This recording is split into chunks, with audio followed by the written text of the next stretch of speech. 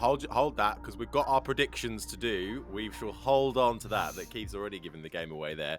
But Pete, let's come on to Yamaha as well, just looking ahead to this weekend as well, and obviously off of last week too. Moral Threat has asked, always a good listen this podcast, love the detail, thank you very much. One thing though, another segment where you've been quite critical on Yamaha, but no mention of Lin Jarvis. Why? Jarvis should be out of a job based on the last 5 years at Yamaha. And don't tell me about Fabio's win last year. That was all him. So he's come out fighting there. Do you want that one, Pete? Both of you have it. Well, I think first of all, I was just going to say, I don't think Lin's designing the engine. And I mean, the big problem they've got here is the top speed. I mean, let's be clear here. I mean, but I get what he's on about. Sure. But I mean, you've got Darren Binder on a 2020 engine. Okay, it's a 21 bike, isn't it? But we know that because of the technical reasons, it's a 2020 engine. Quartararo on the new factory bike, and the average speed improvement was 1.7k. Now, that's because he was coming out the corner quicker. Exactly. So, what is this engine better at all? I mean, you could almost make that argument, given that we know aerodynamics play a part in top speed, ride height devices. So, I mean, this is the big mystery. What has gone on here with the engine? Look at Suzuki. We're just talking about Suzuki. Mia was 9.3k quicker than last year in terms of his outright speed, and I think it's 7 in terms of the average, which is the best 5 speeds. So you know that's the level of difference you've got here. And I think Suzuki's problems, if we're going to just mix the questions here, perhaps doing that, finding that amount of speed, it's going to throw up things that you perhaps don't expect, isn't it? I think the problem they've got is that we've got to believe the riders on this, I think, in that what they're telling us. I always remember I was asking about some sort of technical issue with something in the paddock at some stage, and someone said to me, look, ask the riders, because they always blab. If you want to know what's going on, ask the rider. Because if you ask the team, they won't answer. They won't tell you. But ask the riders. And I think, going off that, what did the riders say? Rin said he had a front tyre issue, and Mir had a rear tyre issue. Now that's a nightmare scenario, really, because you've got 2 different problems. You've got there's no consistency, is there? We're now going to a racetrack, as Keith says, that there's so many unknowns about. So you're trying to solve an unexpected issue in the race, because the Suzuki's always in the past been really good on its tyres. So they've got a new problem. It's at different ends of the bike for each of their riders. Now we're going to a track where we don't even know what 20% of the track surface is going to be like, and what the other 80% might have happened to it since they last tested. So they've got all these problems to solve. And then, coming on to Yamaha, I mean, the top speed and then the tyre pressure as well. I mean, I don't know. As far as Lin Jarvis, I mean, it all comes down to how much influence you think he has over the Japanese engineering side. Is he stressing, let's say, is he fighting the rider's corner in terms of the top speed? Because we all know that this is not a secret issue, this top speed. It's been spoken about for years, and we're not seeing the improvement made. So where does that come from? Who's responsible for that? We don't really know, do we? This is the big surprise. Yamaha have gone from being reigning champions, well, okay, they are the reigning champions, double winners in Qatar, to being the 6th manufacturer in terms of their best rider across the line in a year. I mean, who would have imagined that? So, big weekend for them coming up. I mean, they went well in the test. Quartararo had good pace in the test. They need to turn it around, because Quartararo hasn't signed yet, has he? Yeah, he might have had good pace in the test, but that's when you've got a 1 metre wide line going around the track and you're out there on your own. As soon as you get a few motorbikes under you fiddling around with your airflow and everything else, it's going to be a different matter altogether. I mean, the Lin Jarvis thing, I can see what your fellow was on about regarding that. Lin has seemingly slithered his way through a few years extra, whereas if you were a team manager at a football club, he'd have been fired ages ago, because that's what it's like in football, but not in motorbike racing. Lin Jarvis is a politician. He's pretty smart at getting around stuff. I always remember when he actually had the Japanese apologise to the riders publicly in front of everyone else about the lack of performance of the bikes. I mean, mate, I've never seen that in my life coming from a Japanese factory or anybody from Japan thinking about it. I mean, the way they do things is quietly behind the scenes. It is what was probably one of the most un-Japanese press conferences I've ever seen or heard in my life. I remember we were all scratching our head thinking, well, hang on a minute, shouldn't Lin be taking the rap for that, really? Shouldn't he be the man that's... I think I've been more critical of Lin Jarvis and the like when they've made weird on-track decisions. They've left the rider out too long, or they've pulled him in at the wrong time. There seemed to be a whole raft of that going on a couple of years ago. But I think Pete's dead right with the fact that he can't, even Lin can't be held responsible for the performance of the motor. That's, if that wasn't obvious to the factory without Lin even making a mention of it, then they've obviously gone deaf. I think Yamaha are in trouble, and I'm not convinced that the likes of Mandalika is going to sort that out for them, even though he had a reasonable test there. Because I just don't think the Yamaha has the performance. So Yamaha clearly, mind you, it could end up being a wet race. Well, that could change it all, couldn't it? And then if the track's breaking up, even more fun. But on that, Yamaha are in trouble. Dave has asked, and I think we have spoken about this, but maybe just be good to sort of clarify it. He's asked, nice podcast, thanks as always. On the Yamaha engine and the whole bike situation, what can they actually do now that the bikes are limited with changes this season? What can they do to try and improve their performance? The engine is sealed, so they're absolutely, whatever the hardware is now, they run what they brung, because that's it. It's only Aprilia who can make those kind of changes and do testing during the course of the year. So Yamaha, that's it. I mean, one of the comments that I saw, Pete, that, I mean, I'm sure you'll jump on this in a minute, was they have other areas that they can improve the bike with. Hang on a second. What are the other areas? They can improve grip, only by the way that the thing delivers the power. If you can get onto a straight a mile an hour faster, you might gain 3 miles an hour down the straight by the time it builds up. But you can't rely on that all the time, particularly if you've got a Ducati or a better turning Suzuki underneath you or whatever it might be. You're in a whole world of pain if you're Quartararo. I said it last week's podcast that Kenan Sofuoglu has played a blinder with Toprak Razgatlioglu because, not having him on the bike this year, perfect, because Yamaha, they're going to get, the factory's going to beat themselves up over this year, I'm sure. And by the time we get to 2023, we're going to have a motorbike that's going to be outstanding, I'm sure. It's hard to know, isn't it? I mean... Speechless. No. Anyone not watching this on YouTube, and they'll wonder what the pause was then. It was Pete Sharpin taking breath and a shake of the head. I just think that Quartararo has been so crystal clear with what he's wanted, hasn't he? That we're talking about next year being a response, but we were expecting this year to be the response, weren't we? I mean, what possible reason was there for not responding now? But to come back to the question, what can they do now? So the only thing that I've heard is that I think, well, obviously they can homologate different wings. Okay, so, and I think Quartararo, looking forward, he's going to homologate maybe around, I think by the sound of it, from what he was saying in Qatar, for Mugello, they'll homologate another set of wings that might help them slightly. Yeah, they can do one update. Yeah, they can only make one change in an entire year. Yeah, that's it. And it sounds like by Mugello, that's what they'll use to try and help them. I think it'll be a lower downforce, because lower downforce, a bit more top speed, isn't it? But that's it. That's really, as you say. What else could they do? They can improve the ride height device. That's the other option. Now, if they were like Ducati, if they'd have been working on the front ride height device, that would be a card they could pull out of the deck and go, right, well, here we go. We've got a front system as well. That will give you a little bit more corner exit. But there's no signs of that. As Keith says, it sounds like all the other manufacturers want to get this, the ride height devices banned, which I don't know. I'm not too comfortable with the idea of all these.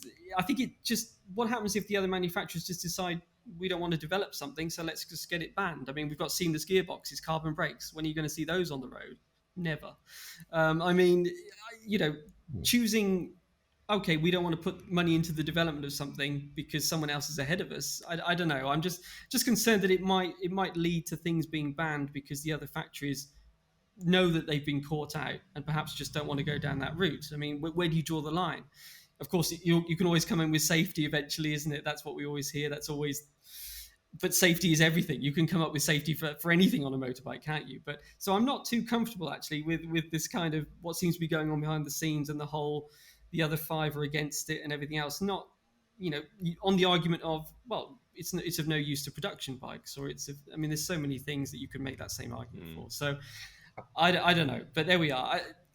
To answer the question, aerodynamics, ride height device, that's about it. But you're talking about maybe 1 or 2K. I can't see that.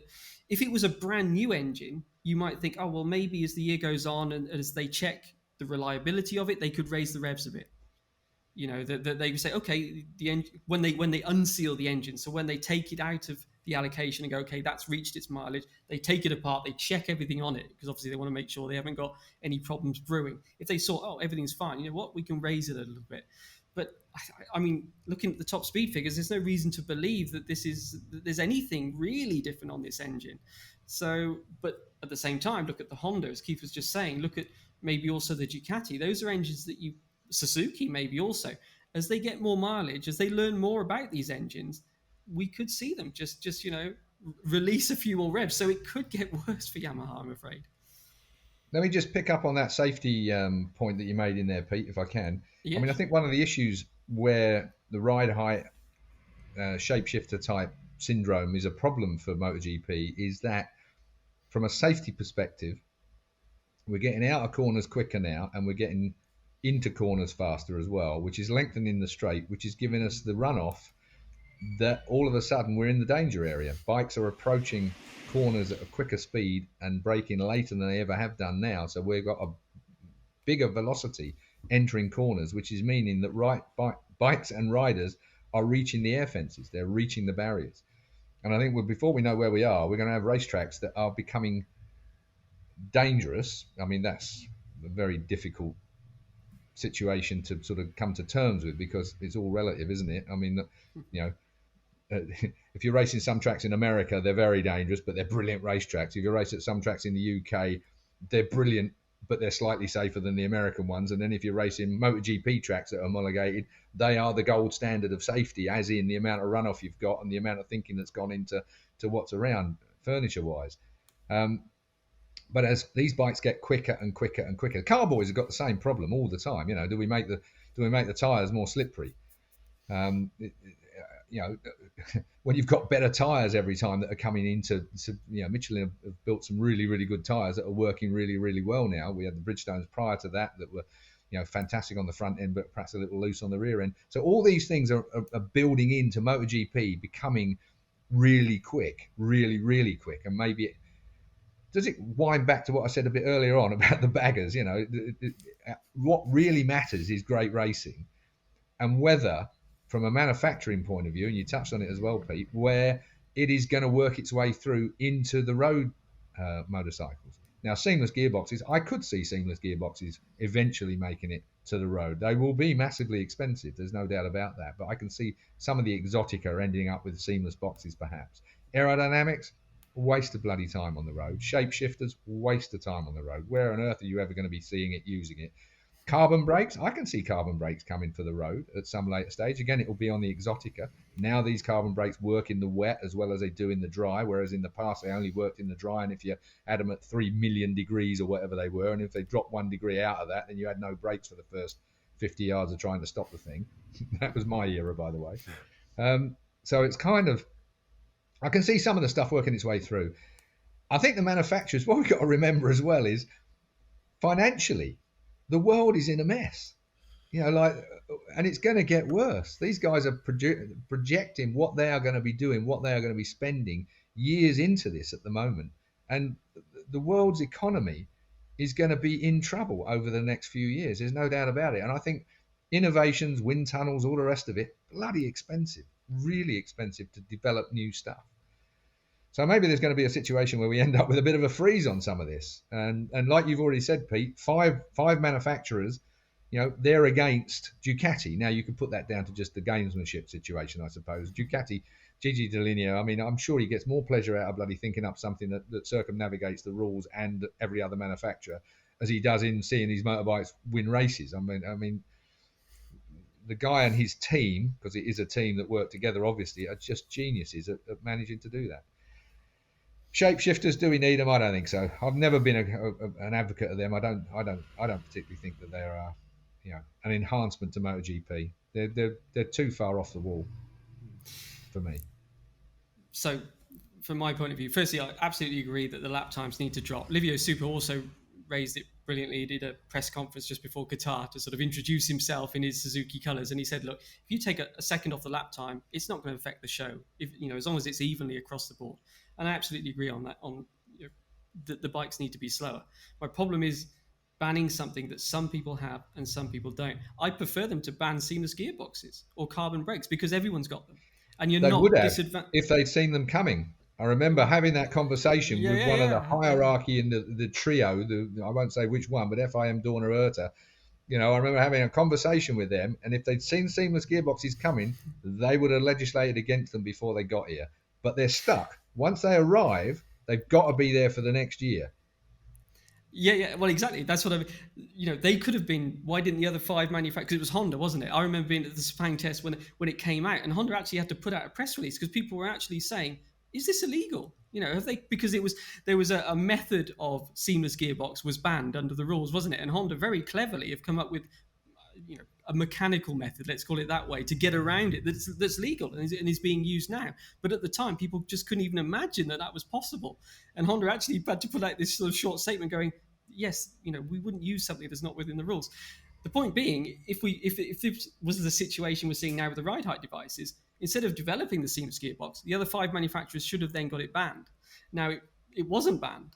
And now we're seeing that the ride height will be. That's where I'm just a little bit uncomfortable that banning something that everyone's got, carbon brakes, seamless gearboxes, so everybody drops a bit. But if you ban the ride height device, Ducati will lose more than the others, won't they? So, you're punishing them for pushing that envelope, finding something that's legal when they didn't protest the seamless gearbox. So, where do you how do you keep it fair? I absolutely do agree that speeds need to be limited. Something needs to be done to bring the lap times down. Absolutely.